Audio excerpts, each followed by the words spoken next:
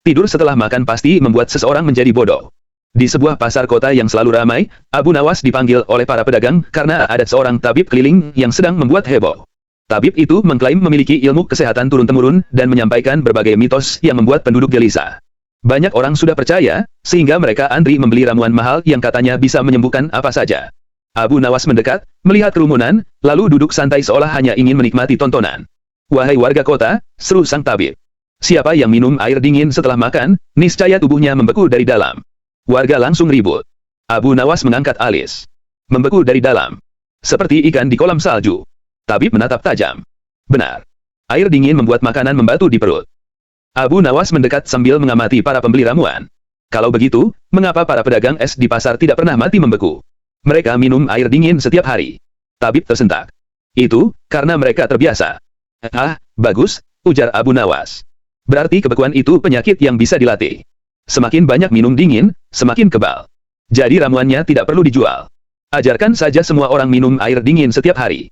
Kerumunan mulai tertawa, dan beberapa mulai meragukan tabib itu. Tabib buru-buru mengganti topik. "Baiklah. Kalau tak percaya, dengar ini. Tidur setelah makan pasti membuat seseorang menjadi bodoh dan malas." Abu Nawas pura-pura terkejut. "Pasti. Wah, berat sekali. Bolehkah saya bertanya?" "Silakan," jawab tabib. "Jika tidur setelah makan membuat seseorang bodoh, lalu apa penyebab sapi menjadi bodoh?" "Mereka makan, tidur, makan, tidur." "Apakah Anda pernah melihat sapi mengerjakan matematika?" Orang-orang meledak tertawa. Tabib mulai pucat. Abu Nawas menambahkan, "Kenyang lalu mengantuk itu biasa. Itu tubuh mengalihkan energi untuk mencerna. Tidak ada hubungan langsung dengan kecerdasan. Kalau tidur setelah makan membuat bodoh, seharusnya semua ilmuwan sudah berhenti makan." Siang. Warga mengangguk-angguk.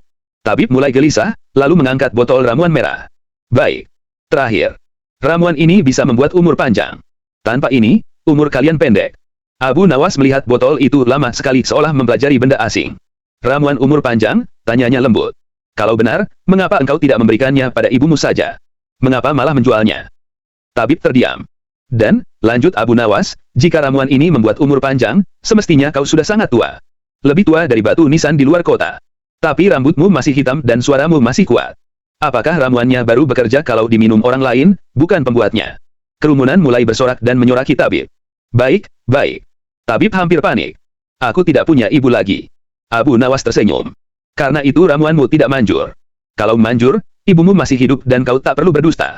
Ia lalu menoleh ke warga. "Wahai semua, kesehatan itu bukan mitos yang dihembuskan keliling pasar. Ia perlu bukti. Kalau ada yang bilang sesuatu pasti terjadi, tanyakan apa buktinya. Kalau buktinya hanya cerita, itu bukan ilmu." Warga bertepuk tangan.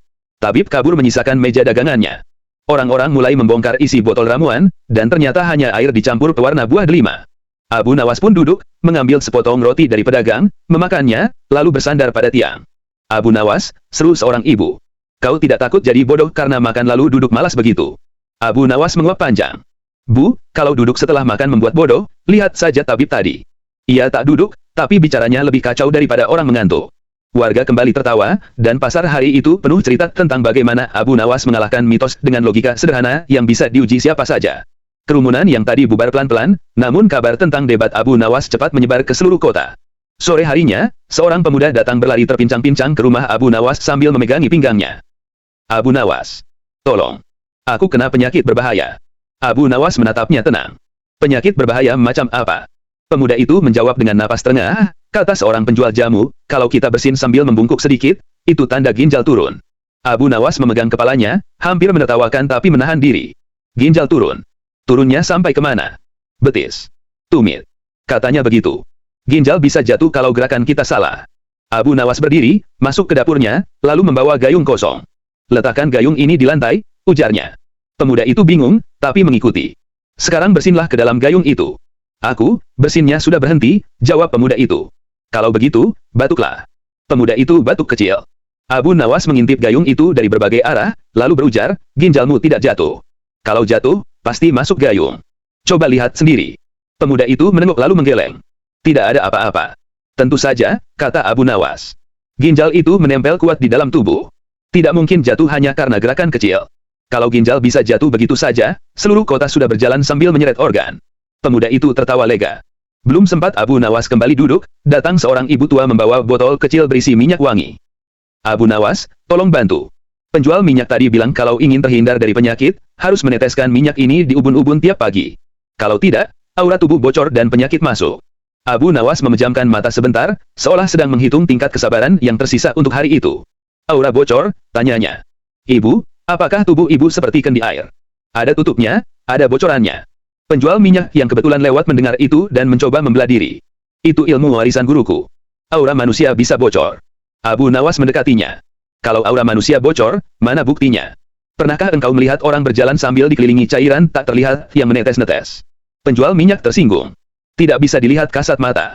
Kalau begitu, Abu Nawas menatapnya dalam-dalam, untuk apa minyak ini?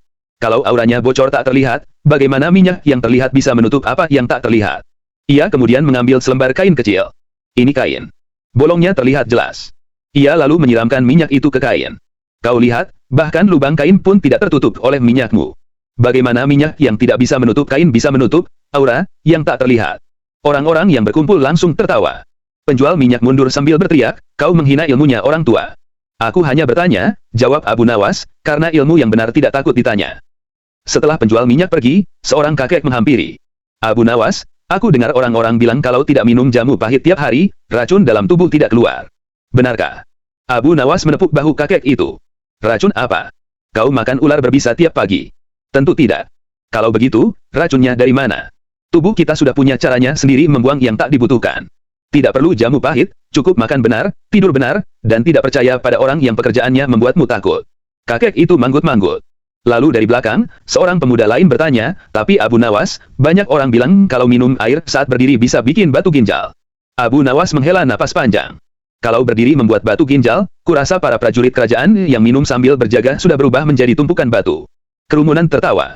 Abu Nawas lalu mengambil kendi air dan meminumnya sambil berdiri. Kau lihat. Air tetap turun ke perut, bukan berubah menjadi kerikil. Batu ginjal terjadi karena proses yang jauh lebih rumit dari itu. Tidak cukup hanya gara-gara posisi minum. Orang-orang mulai sadar betapa banyak hal yang mereka percayai tanpa memeriksa logikanya. Abu Nawas mengakhiri hari itu dengan satu kalimat yang terus diulang warga selama berhari-hari. Orang yang menyebar ketakutan tanpa bukti bukanlah tabib, melainkan pedagang kekhawatiran. Orang yang ingin sehat harus belajar bertanya, bukan hanya percaya. Dan malam itu, Abu Nawas duduk di depan rumahnya sambil menatap bintang, berharap esok hari tidak ada lagi yang datang mengadu tentang organ jatuh, aura bocor, atau air yang berubah jadi batu. Meski ia tahu, di kota itu, harapan seperti itu sama sulitnya dengan mencari kucing yang bicara. Keesokan harinya, ketika Abu Nawas baru saja hendak merapikan tikarnya, datang seorang pemuda yang tampak gelisah sambil memegang leher. Abu Nawas, tolong. Leherku katanya kena angin duduk. Katanya itu bisa bikin mati mendadak. Abu Nawas menatap pemuda itu dari ujung kaki sampai kepala. Siapa yang bilang begitu? Orang-orang di warung kopi. Katanya kalau dada sesak, leher pegal, itu angin duduk. Harus diurut keras-keras sebelum telat. Abu Nawas memijit pelipisnya. Dan mereka mengurutmu. Ya, dan sekarang malah tambah sakit. Abu Nawas menarik napas panjang. Kalau sesak itu tanda bahaya, mengapa mereka justru menekan bagian yang sakit? Kalau jendela rumahmu rusak, apakah kau memukulnya agar kembali bagus? Pemuda itu terdiam. Angin duduk itu istilah lama, jelas Abu Nawas. Kadang orang hanya salah makan, kadang kecapekan, kadang masalah lambung. Bisa jadi serius, bisa tidak. Tapi kalau sesak benar-benar berat, kau justru butuh tabib yang mengerti tubuh, bukan tangan orang yang hobi memukul. Pemuda itu mengangguk pelan, tampak sedikit lega.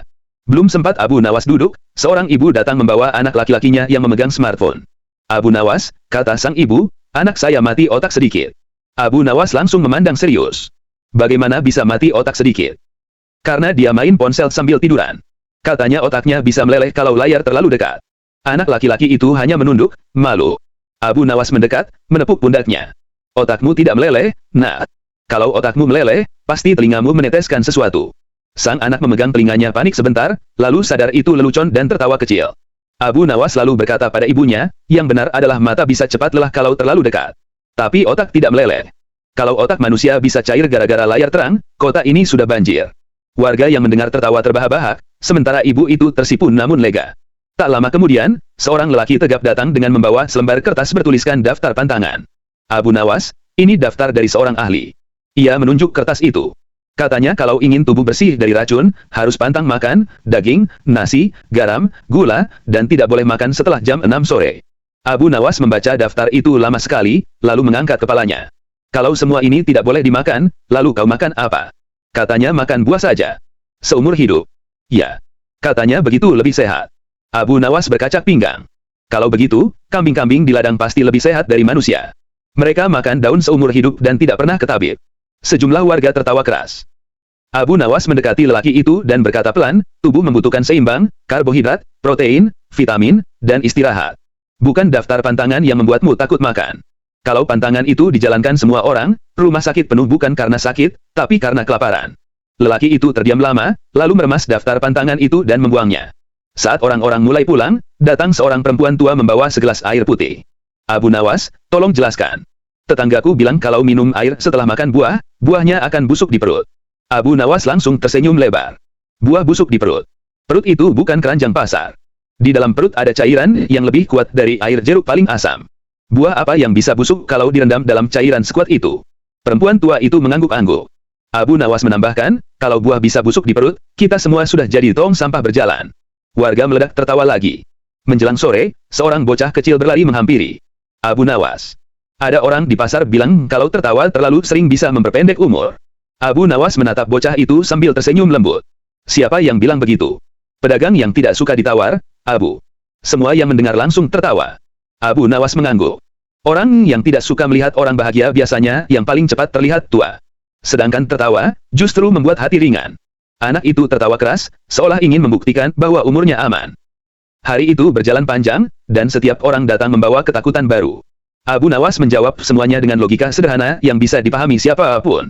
Warga perlahan menyadari bahwa banyak yang mereka takutkan bukanlah penyakit, melainkan cerita yang dibungkus seolah-olah ilmu. Ketika matahari terbenam, Abu Nawas bersandar di dinding rumahnya, berpikir bahwa mungkin esok akan ada lagi orang datang.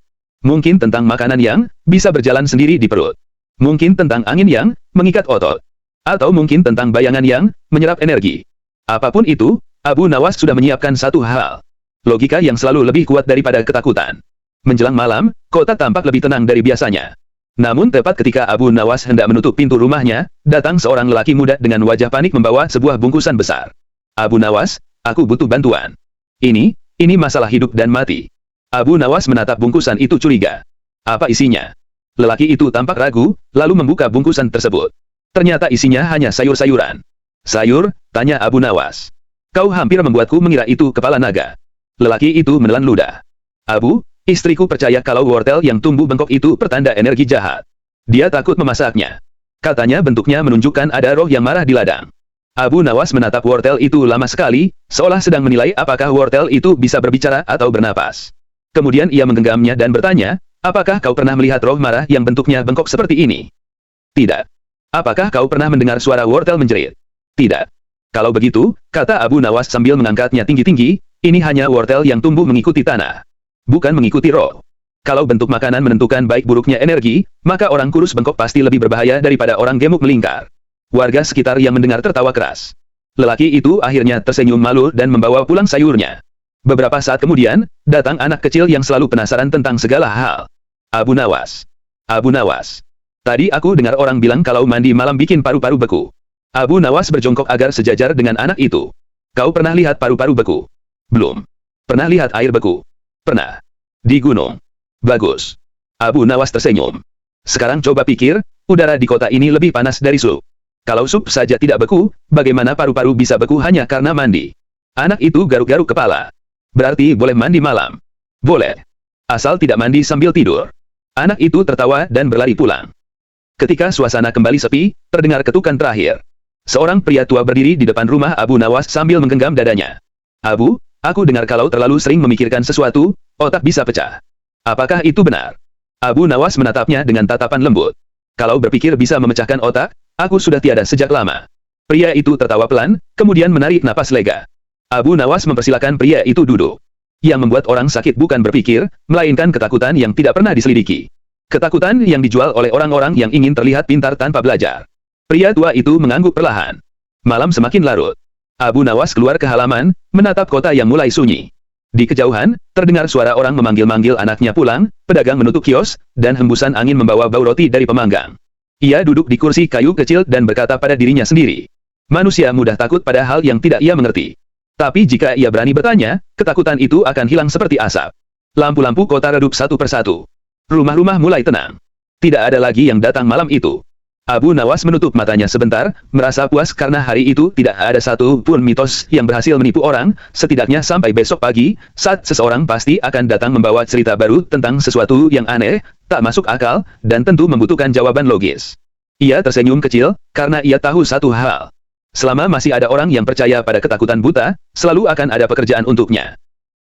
Tidur setelah makan pasti membuat seseorang menjadi bodoh. Di sebuah pasar kota yang selalu ramai, Abu Nawas dipanggil oleh para pedagang karena ada seorang tabib keliling yang sedang membuat heboh. Tabib itu mengklaim memiliki ilmu kesehatan turun-temurun dan menyampaikan berbagai mitos yang membuat penduduk gelisah. Banyak orang sudah percaya, sehingga mereka antri membeli ramuan mahal yang katanya bisa menyembuhkan apa saja. Abu Nawas mendekat, melihat kerumunan, lalu duduk santai seolah hanya ingin menikmati tontonan. "Wahai warga kota," seru sang tabib. "Siapa yang minum air dingin setelah makan, niscaya tubuhnya membeku dari dalam." Warga langsung ribut. Abu Nawas mengangkat alis. "Membeku dari dalam. Seperti ikan di kolam salju." Tabib menatap tajam. "Benar. Air dingin membuat makanan membatu di perut." Abu Nawas mendekat sambil mengamati para pembeli ramuan. Kalau begitu, mengapa para pedagang es di pasar tidak pernah mati membeku? Mereka minum air dingin setiap hari. Tabib tersentak. "Itu, karena mereka terbiasa." "Ah, bagus," ujar Abu Nawas. "Berarti kebekuan itu penyakit yang bisa dilatih. Semakin banyak minum dingin, semakin kebal. Jadi ramuannya tidak perlu dijual. Ajarkan saja semua orang minum air dingin setiap hari." Kerumunan mulai tertawa, dan beberapa mulai meragukan tabib itu. Tabib buru-buru mengganti topik. "Baiklah. Kalau tak percaya, dengar ini. Tidur setelah makan pasti membuat seseorang menjadi bodoh dan malas." Abu Nawas pura-pura terkejut. "Pasti. Wah, berat sekali. Bolehkah saya bertanya?" "Silakan," jawab tabib. "Jika tidur setelah makan membuat seseorang bodoh, lalu apa penyebab sapi menjadi bodoh?" "Mereka makan, tidur, makan, tidur." "Apakah Anda pernah melihat sapi mengerjakan matematika?" Orang-orang meledak tertawa. Tabib mulai pucat. Abu Nawas menambahkan, "Kenyang lalu mengantuk itu biasa. Itu tubuh mengalihkan energi untuk mencerna. Tidak ada hubungan langsung dengan kecerdasan. Kalau tidur setelah makan membuat bodoh, seharusnya semua ilmuwan sudah berhenti makan." Siang. Warga mengangguk-angguk. Tabib mulai gelisah, lalu mengangkat botol ramuan merah. "Baik. Terakhir. Ramuan ini bisa membuat umur panjang. Tanpa ini, umur kalian pendek."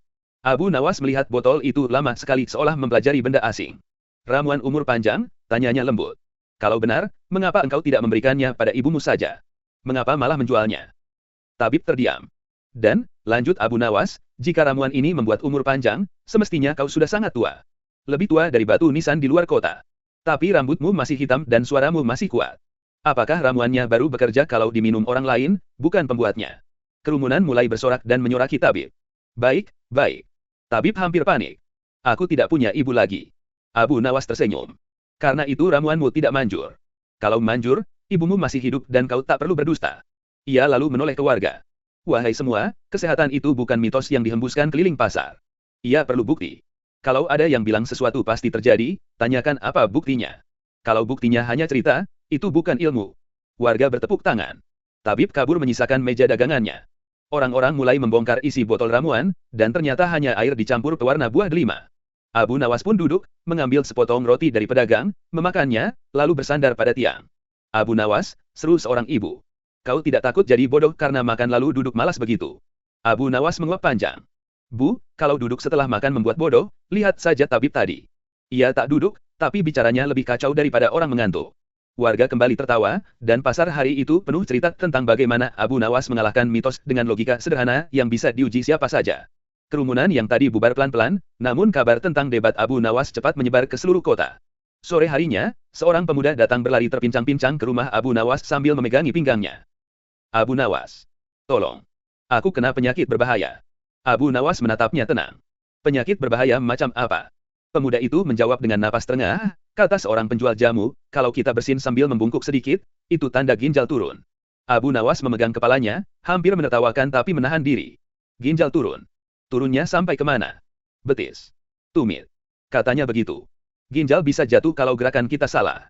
Abu Nawas berdiri, masuk ke dapurnya, lalu membawa gayung kosong. "Letakkan gayung ini di lantai," ujarnya. Pemuda itu bingung, tapi mengikuti. "Sekarang bersinlah ke dalam gayung itu." "Aku, bersinnya sudah berhenti," jawab pemuda itu. "Kalau begitu, batuklah." Pemuda itu batuk kecil. Abu Nawas mengintip gayung itu dari berbagai arah, lalu berujar, "Ginjalmu tidak jatuh. Kalau jatuh, pasti masuk gayung. Coba lihat sendiri." Pemuda itu menengok lalu menggeleng. Tidak ada apa-apa. Tentu saja, kata Abu Nawas. Ginjal itu menempel kuat di dalam tubuh. Tidak mungkin jatuh hanya karena gerakan kecil. Kalau ginjal bisa jatuh begitu saja, seluruh kota sudah berjalan sambil menyeret organ. Pemuda itu tertawa lega. Belum sempat Abu Nawas kembali duduk, datang seorang ibu tua membawa botol kecil berisi minyak wangi. Abu Nawas, tolong bantu. Penjual minyak tadi bilang kalau ingin terhindar dari penyakit, harus meneteskan minyak ini di ubun-ubun tiap pagi. Kalau tidak, aura tubuh bocor dan penyakit masuk. Abu Nawas memejamkan mata sebentar, seolah sedang menghitung tingkat kesabaran yang tersisa untuk hari itu. Aura bocor, tanyanya. Ibu, apakah tubuh ibu seperti kendi air? Ada tutupnya, ada bocorannya. Penjual minyak yang kebetulan lewat mendengar itu dan mencoba membelah diri. Itu ilmu warisan guruku. Aura manusia bisa bocor. Abu Nawas mendekatinya. Kalau aura manusia bocor, mana buktinya? Pernahkah engkau melihat orang berjalan sambil dikelilingi cairan tak terlihat yang menetes-netes? Penjual minyak tersinggung. Tidak bisa dilihat kasat mata. Kalau begitu, Abu Nawas menatapnya dalam-dalam, untuk apa minyak ini? Kalau auranya bocor tak terlihat, bagaimana minyak yang terlihat bisa menutup apa yang tak terlihat? Ia kemudian mengambil selembar kain kecil. Ini kain. Bolongnya terlihat jelas.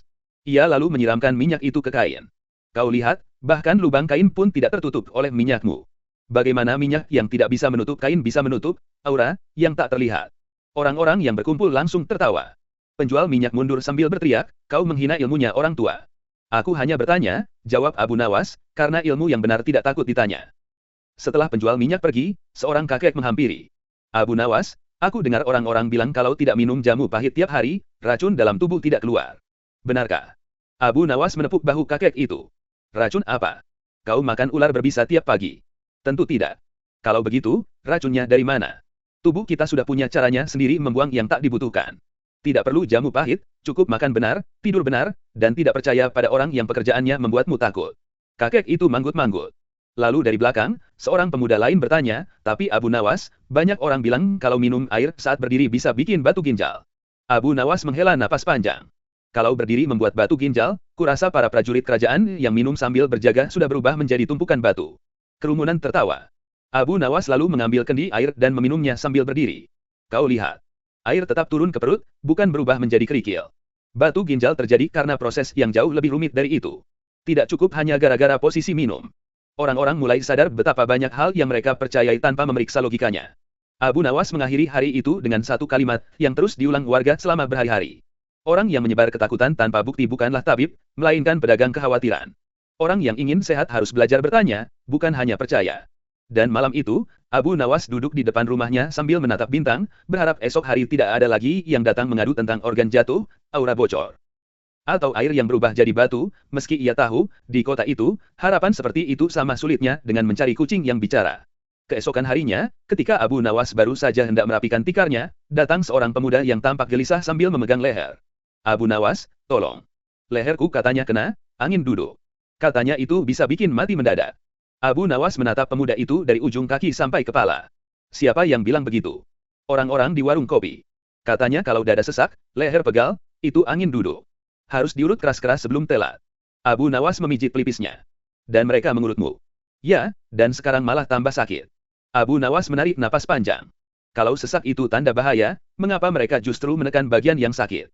Kalau jendela rumahmu rusak, apakah kau memukulnya agar kembali bagus? Pemuda itu terdiam. Angin duduk itu istilah lama, jelas Abu Nawas. Kadang orang hanya salah makan, kadang kecapekan, kadang masalah lambung. Bisa jadi serius, bisa tidak. Tapi kalau sesak benar-benar berat, kau justru butuh tabib yang mengerti tubuh, bukan tangan orang yang hobi memukul. Pemuda itu mengangguk pelan, tampak sedikit lega. Belum sempat Abu Nawas duduk, seorang ibu datang membawa anak laki-lakinya yang memegang smartphone. Abu Nawas, kata sang ibu, anak saya mati otak sedikit. Abu Nawas langsung memandang serius. Bagaimana bisa mati otak sedikit? Karena dia main ponsel sambil tiduran. Katanya otaknya bisa meleleh kalau layar terlalu dekat. Anak laki-laki itu hanya menunduk, malu.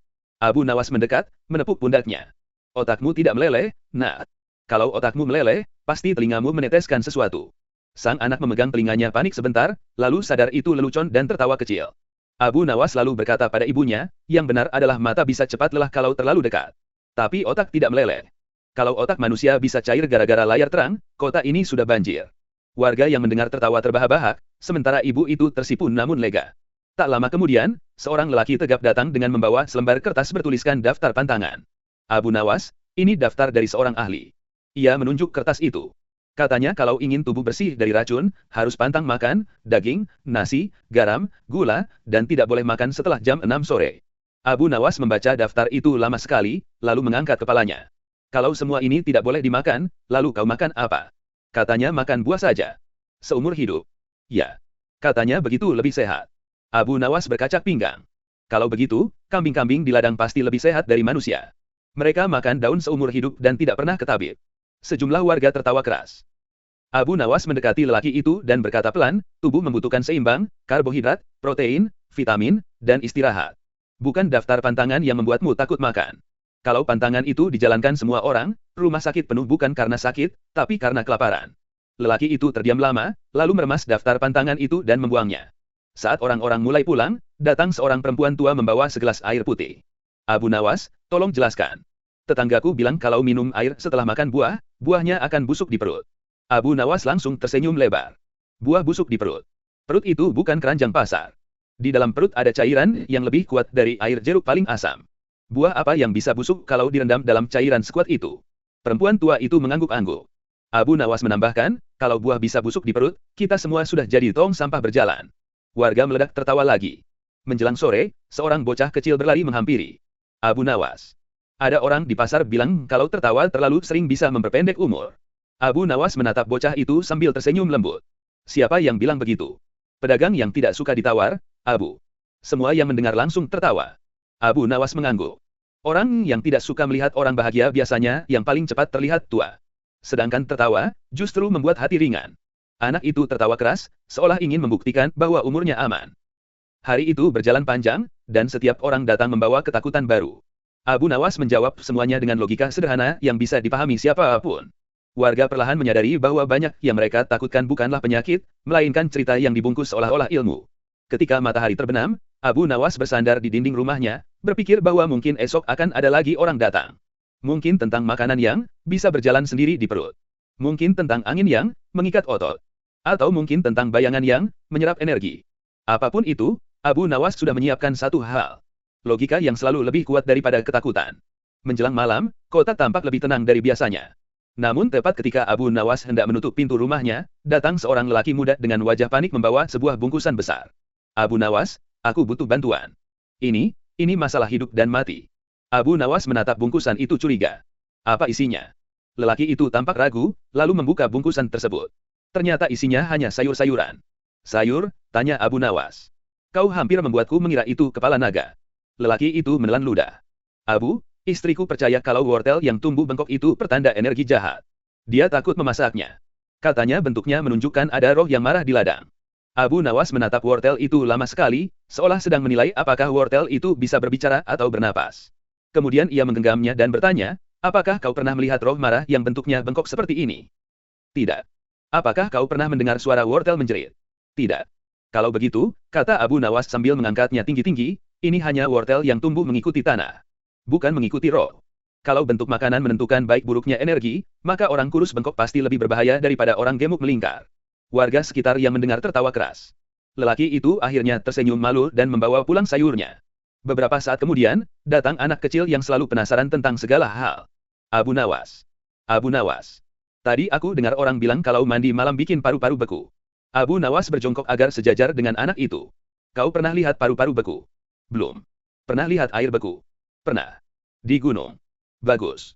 Abu Nawas tersenyum. Sekarang coba pikir, udara di kota ini lebih panas dari sup. Kalau sup saja tidak beku, bagaimana paru-paru bisa beku hanya karena mandi? Anak itu garuk-garuk kepala. Berarti boleh mandi malam. Boleh. Asal tidak mandi sambil tidur. Anak itu tertawa dan berlari pulang. Ketika suasana kembali sepi, terdengar ketukan terakhir. Seorang pria tua berdiri di depan rumah Abu Nawas sambil menggenggam dadanya. Abu, aku dengar kalau terlalu sering memikirkan sesuatu, otak bisa pecah. Apakah itu benar? Abu Nawas menatapnya dengan tatapan lembut. Kalau berpikir bisa memecahkan otak, aku sudah tiada sejak lama. Pria itu tertawa pelan, kemudian menarik napas lega. Abu Nawas mempersilakan pria itu duduk. Yang membuat orang sakit bukan berpikir, melainkan ketakutan yang tidak pernah diselidiki. Ketakutan yang dijual oleh orang-orang yang ingin terlihat pintar tanpa belajar. Pria tua itu mengangguk perlahan. Malam semakin larut. Abu Nawas keluar ke halaman, menatap kota yang mulai sunyi.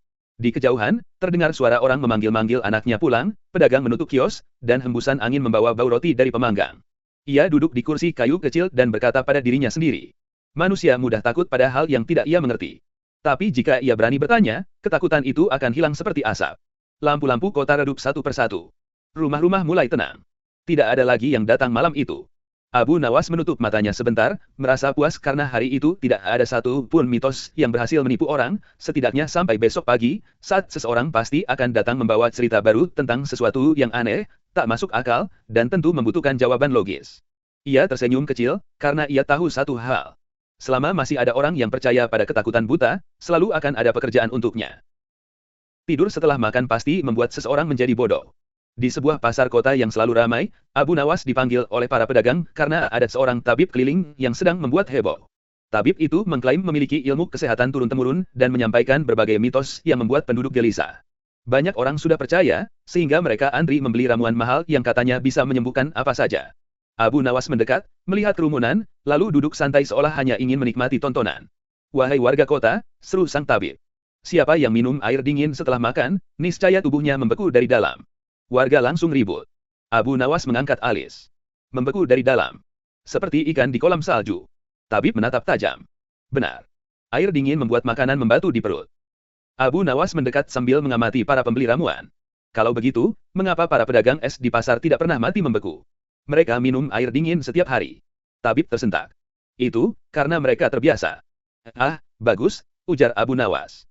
"Berarti kebekuan itu penyakit yang bisa dilatih. Semakin banyak minum dingin, semakin kebal. Jadi ramuannya tidak perlu dijual. Ajarkan saja semua orang minum air dingin setiap hari." Kerumunan mulai tertawa, dan beberapa mulai meragukan tabib itu. Tabib buru-buru mengganti topik. "Baiklah. Kalau tak percaya, dengar ini. Tidur setelah makan pasti membuat seseorang menjadi bodoh dan malas." Abu Nawas pura-pura terkejut. "Pasti. Wah, berat sekali. Bolehkah saya bertanya?" "Silakan," jawab tabib. "Jika tidur setelah makan membuat seseorang bodoh, lalu apa penyebab sapi menjadi bodoh?" "Mereka makan, tidur, makan, tidur." "Apakah Anda pernah melihat sapi mengerjakan matematika?" Orang-orang meledak tertawa. Tabib mulai pucat. Abu Nawas menambahkan, "Kenyang lalu mengantuk itu biasa. Itu tubuh mengalihkan energi untuk mencerna. Tidak ada hubungan langsung dengan kecerdasan. Kalau tidur setelah makan membuat bodoh, seharusnya semua ilmuwan sudah berhenti makan." Siang. Warga mengangguk-angguk. Tabib mulai gelisah, lalu mengangkat botol ramuan merah. "Baik. Terakhir. Ramuan ini bisa membuat umur panjang. Tanpa ini, umur kalian pendek." Abu Nawas melihat botol itu lama sekali seolah mempelajari benda asing. "Ramuan umur panjang?" tanyanya lembut. "Kalau benar, mengapa engkau tidak memberikannya pada ibumu saja? Mengapa malah menjualnya?" Tabib terdiam. "Dan," lanjut Abu Nawas, "jika ramuan ini membuat umur panjang, semestinya kau sudah sangat tua. Lebih tua dari batu nisan di luar kota. Tapi rambutmu masih hitam dan suaramu masih kuat. Apakah ramuannya baru bekerja kalau diminum orang lain, bukan pembuatnya?" Kerumunan mulai bersorak dan menyoraki tabib. "Baik, baik." Tabib hampir panik. "Aku tidak punya ibu lagi." Abu Nawas tersenyum. "Karena itu ramuanmu tidak manjur. Kalau manjur, ibumu masih hidup dan kau tak perlu berdusta." Ia lalu menoleh ke warga. "Wahai semua, kesehatan itu bukan mitos yang dihembuskan keliling pasar. Ia perlu bukti. Kalau ada yang bilang sesuatu pasti terjadi, tanyakan apa buktinya. Kalau buktinya hanya cerita, itu bukan ilmu." Warga bertepuk tangan. Tabib kabur menyisakan meja dagangannya. Orang-orang mulai membongkar isi botol ramuan, dan ternyata hanya air dicampur pewarna buah delima. Abu Nawas pun duduk, mengambil sepotong roti dari pedagang, memakannya, lalu bersandar pada tiang. "Abu Nawas," seru seorang ibu. "Kau tidak takut jadi bodoh karena makan lalu duduk malas begitu?" Abu Nawas menguap panjang. "Bu, kalau duduk setelah makan membuat bodoh, lihat saja tabib tadi. Ia tak duduk, tapi bicaranya lebih kacau daripada orang mengantuk." Warga kembali tertawa, dan pasar hari itu penuh cerita tentang bagaimana Abu Nawas mengalahkan mitos dengan logika sederhana yang bisa diuji siapa saja. Kerumunan yang tadi bubar pelan-pelan, namun kabar tentang debat Abu Nawas cepat menyebar ke seluruh kota. Sore harinya, seorang pemuda datang berlari terpincang-pincang ke rumah Abu Nawas sambil memegangi pinggangnya. "Abu Nawas, tolong. Aku kena penyakit berbahaya." Abu Nawas menatapnya tenang. "Penyakit berbahaya macam apa?" Pemuda itu menjawab dengan napas terengah, kata seorang penjual jamu, "Kalau kita bersin sambil membungkuk sedikit, itu tanda ginjal turun." Abu Nawas memegang kepalanya, hampir menertawakan tapi menahan diri. "Ginjal turun. Turunnya sampai kemana?" "Betis. Tumit." Katanya begitu. "Ginjal bisa jatuh kalau gerakan kita salah." Abu Nawas berdiri, masuk ke dapurnya, lalu membawa gayung kosong. Letakkan gayung ini di lantai, ujarnya. Pemuda itu bingung, tapi mengikuti. Sekarang bersinlah ke dalam gayung itu. Aku, bersinnya sudah berhenti, jawab pemuda itu. Kalau begitu, batuklah. Pemuda itu batuk kecil. Abu Nawas mengintip gayung itu dari berbagai arah, lalu berujar, ginjalmu tidak jatuh. Kalau jatuh, pasti masuk gayung. Coba lihat sendiri. Pemuda itu menengok lalu menggeleng. Tidak ada apa-apa. Tentu saja, kata Abu Nawas. Ginjal itu menempel kuat di dalam tubuh. Tidak mungkin jatuh hanya karena gerakan kecil. Kalau ginjal bisa jatuh begitu saja, seluruh kota sudah berjalan sambil menyeret organ. Pemuda itu tertawa lega. Belum sempat Abu Nawas kembali duduk, datang seorang ibu tua membawa botol kecil berisi minyak wangi. Abu Nawas, tolong bantu. Penjual minyak tadi bilang kalau ingin terhindar dari penyakit, harus meneteskan minyak ini di ubun-ubun tiap pagi. Kalau tidak, aura tubuh bocor dan penyakit masuk. Abu Nawas memejamkan mata sebentar, seolah sedang menghitung tingkat kesabaran yang tersisa untuk hari itu. Aura bocor, tanyanya. Ibu, apakah tubuh ibu seperti kendi air? Ada tutupnya, ada bocorannya. Penjual minyak yang kebetulan lewat mendengar itu dan mencoba membelah diri. Itu ilmu warisan guruku. Aura manusia bisa bocor. Abu Nawas mendekatinya. Kalau aura manusia bocor, mana buktinya? Pernahkah engkau melihat orang berjalan sambil dikelilingi cairan tak terlihat yang menetes-netes? Penjual minyak tersinggung. Tidak bisa dilihat kasat mata. Kalau begitu, Abu Nawas menatapnya dalam-dalam, untuk apa minyak ini? Kalau auranya bocor tak terlihat, bagaimana minyak yang terlihat bisa menutup apa yang tak terlihat? Ia kemudian mengambil selembar kain kecil. Ini kain. Bolongnya terlihat jelas. Ia lalu menyiramkan minyak itu ke kain. Kau lihat, bahkan lubang kain pun tidak tertutup oleh minyakmu. Bagaimana minyak yang tidak bisa menutup kain bisa menutup aura yang tak terlihat? Orang-orang yang berkumpul langsung tertawa. Penjual minyak mundur sambil berteriak, kau menghina ilmunya orang tua. Aku hanya bertanya, jawab Abu Nawas, karena ilmu yang benar tidak takut ditanya. Setelah penjual minyak pergi, seorang kakek menghampiri. Abu Nawas, aku dengar orang-orang bilang kalau tidak minum jamu pahit tiap hari, racun dalam tubuh tidak keluar. Benarkah? Abu Nawas menepuk bahu kakek itu. Racun apa? Kau makan ular berbisa tiap pagi? Tentu tidak. Kalau begitu, racunnya dari mana? Tubuh kita sudah punya caranya sendiri membuang yang tak dibutuhkan. Tidak perlu jamu pahit, cukup makan benar, tidur benar, dan tidak percaya pada orang yang pekerjaannya membuatmu takut. Kakek itu manggut-manggut. Lalu dari belakang, seorang pemuda lain bertanya, tapi Abu Nawas, banyak orang bilang kalau minum air saat berdiri bisa bikin batu ginjal. Abu Nawas menghela napas panjang. Kalau berdiri membuat batu ginjal, kurasa para prajurit kerajaan yang minum sambil berjaga sudah berubah menjadi tumpukan batu. Kerumunan tertawa. Abu Nawas lalu mengambil kendi air dan meminumnya sambil berdiri. Kau lihat. Air tetap turun ke perut, bukan berubah menjadi kerikil. Batu ginjal terjadi karena proses yang jauh lebih rumit dari itu. Tidak cukup hanya gara-gara posisi minum. Orang-orang mulai sadar betapa banyak hal yang mereka percayai tanpa memeriksa logikanya. Abu Nawas mengakhiri hari itu dengan satu kalimat yang terus diulang warga selama berhari-hari. Orang yang menyebar ketakutan tanpa bukti bukanlah tabib, melainkan pedagang kekhawatiran. Orang yang ingin sehat harus belajar bertanya, bukan hanya percaya. Dan malam itu, Abu Nawas duduk di depan rumahnya sambil menatap bintang, berharap esok hari tidak ada lagi yang datang mengadu tentang organ jatuh, aura bocor, atau air yang berubah jadi batu. Meski ia tahu, di kota itu, harapan seperti itu sama sulitnya dengan mencari kucing yang bicara. Keesokan harinya, ketika Abu Nawas baru saja hendak merapikan tikarnya, datang seorang pemuda yang tampak gelisah sambil memegang leher. Abu Nawas, tolong. Leherku katanya kena angin duduk. Katanya itu bisa bikin mati mendadak. Abu Nawas menatap pemuda itu dari ujung kaki sampai kepala. Siapa yang bilang begitu? Orang-orang di warung kopi. Katanya kalau dada sesak, leher pegal, itu angin duduk. Harus diurut keras-keras sebelum telat. Abu Nawas memijit pelipisnya. Dan mereka mengurutmu. Ya, dan sekarang malah tambah sakit. Abu Nawas menarik napas panjang. Kalau sesak itu tanda bahaya, mengapa mereka justru menekan bagian yang sakit? Kalau jendela rumahmu rusak, apakah kau memukulnya agar kembali bagus? Pemuda itu terdiam. Angin duduk itu istilah lama, jelas Abu Nawas. Kadang orang hanya salah makan, kadang kecapekan, kadang masalah lambung. Bisa jadi serius, bisa tidak. Tapi kalau sesak benar-benar berat, kau justru butuh tabib yang mengerti tubuh, bukan tangan orang yang hobi memukul. Pemuda itu mengangguk pelan, tampak sedikit lega. Belum sempat Abu Nawas duduk, seorang ibu datang membawa anak laki-lakinya yang memegang smartphone. Abu Nawas, kata sang ibu, anak saya mati otak sedikit. Abu Nawas langsung memandang serius. Bagaimana bisa mati otak sedikit? Karena dia main ponsel sambil tiduran. Katanya otaknya bisa meleleh kalau layar terlalu dekat. Anak laki-laki itu hanya menunduk, malu. Abu Nawas mendekat, menepuk pundaknya. Otakmu tidak meleleh, nak. Kalau otakmu meleleh, pasti telingamu meneteskan sesuatu. Sang anak memegang telinganya panik sebentar, lalu sadar itu lelucon dan tertawa kecil. Abu Nawas lalu berkata pada ibunya, yang benar adalah mata bisa cepat lelah kalau terlalu dekat. Tapi otak tidak meleleh. Kalau otak manusia bisa cair gara-gara layar terang, kota ini sudah banjir. Warga yang mendengar tertawa terbahak-bahak, sementara ibu itu tersipu namun lega. Tak lama kemudian, seorang lelaki tegap datang dengan membawa selembar kertas bertuliskan daftar pantangan.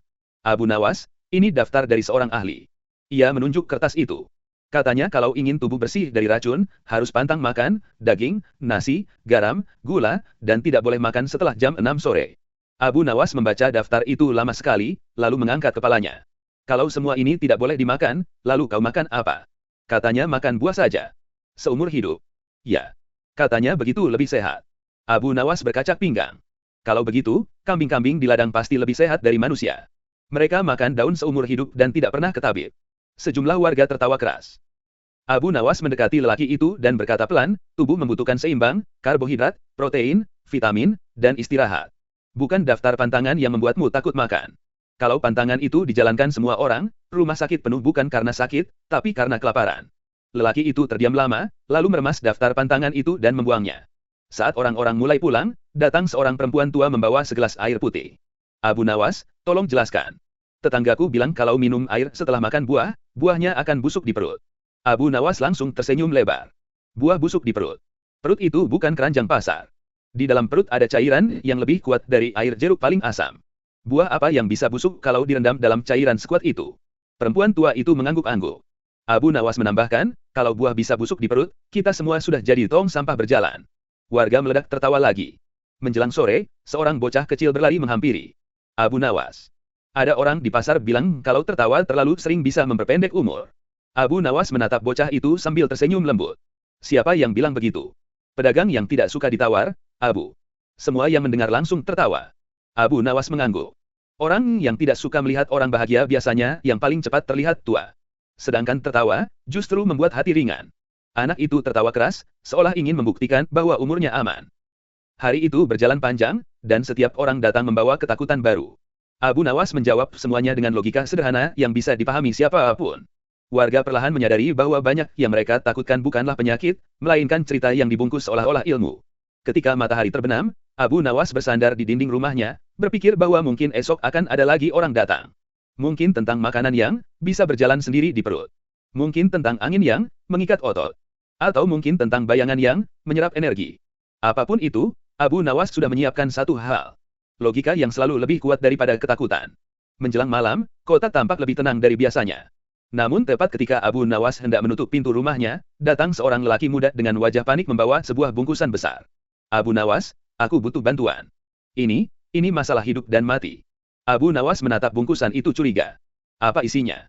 Lelaki itu tampak ragu, lalu membuka bungkusan tersebut. Ternyata isinya hanya sayur-sayuran. Sayur? Tanya Abu Nawas.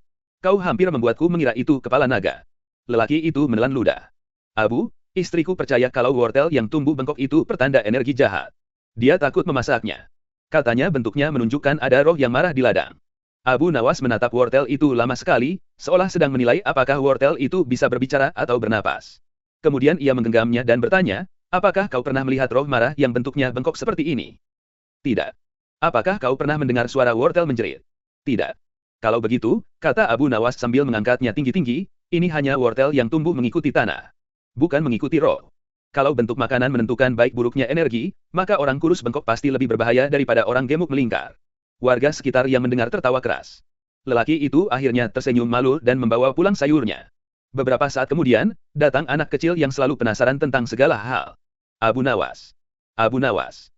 Tadi aku dengar orang bilang kalau mandi malam bikin paru-paru beku. Abu Nawas berjongkok agar sejajar dengan anak itu. Kau pernah lihat paru-paru beku? Belum. Pernah lihat air beku? Pernah. Di gunung. Bagus. Abu Nawas tersenyum. Sekarang coba pikir, udara di kota ini lebih panas dari sup. Kalau sup saja tidak beku, bagaimana paru-paru bisa beku hanya karena mandi? Anak itu garuk-garuk kepala. Berarti boleh mandi malam. Boleh. Asal tidak mandi sambil tidur. Anak itu tertawa dan berlari pulang. Ketika suasana kembali sepi, terdengar ketukan terakhir. Seorang pria tua berdiri di depan rumah Abu Nawas sambil menggenggam dadanya. Abu, aku dengar kalau terlalu sering memikirkan sesuatu, otak bisa pecah. Apakah itu benar? Abu Nawas menatapnya dengan tatapan lembut. Kalau berpikir bisa memecahkan otak, Aku sudah tiada sejak lama. Pria itu tertawa pelan, kemudian menarik napas lega. Abu Nawas mempersilakan pria itu duduk. Yang membuat orang sakit bukan berpikir, melainkan ketakutan yang tidak pernah diselidiki. Ketakutan yang dijual oleh orang-orang yang ingin terlihat pintar tanpa belajar. Pria tua itu mengangguk perlahan. Malam semakin larut. Abu Nawas keluar ke halaman, menatap kota yang mulai sunyi. Di kejauhan, terdengar suara orang memanggil-manggil anaknya pulang, pedagang menutup kios, dan hembusan angin membawa bau roti dari pemanggang. Ia duduk di kursi kayu kecil dan berkata pada dirinya sendiri. Manusia mudah takut pada hal yang tidak ia mengerti. Tapi jika ia berani bertanya, ketakutan itu akan hilang seperti asap. Lampu-lampu kota redup satu persatu. Rumah-rumah mulai tenang. Tidak ada lagi yang datang malam itu. Abu Nawas menutup matanya sebentar, merasa puas karena hari itu tidak ada satu pun mitos yang berhasil menipu orang, setidaknya sampai besok pagi, saat seseorang pasti akan datang membawa cerita baru tentang sesuatu yang aneh, tak masuk akal, dan tentu membutuhkan jawaban logis. Ia tersenyum kecil, karena ia tahu satu hal. Selama masih ada orang yang percaya pada ketakutan buta, selalu akan ada pekerjaan untuknya.